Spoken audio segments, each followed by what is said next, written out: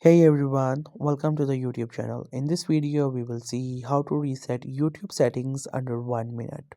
So it is super easy and simple to reset all YouTube settings under 1 minute. So first we have to simply go to the settings of your mobile phone. Once you get there, you have to simply go to the app management where you will find all the apps.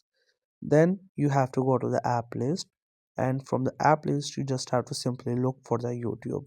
You can either search for it from the top search bar, or you can just simply scroll and look for YouTube. Once you get that app, click onto it and click on storage and cache. Then first clear its cache, and once it is done, click on clear storage and click on OK.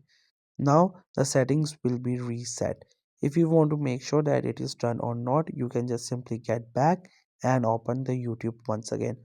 Once you do so, you will see that it will be reset and even you have logged out from your account. So that's how you can reset YouTube settings under 1 minute. I hope you found this video helpful and informative. In case you have not subscribed to the YouTube channel, then make sure to do it, and thank you for watching the video.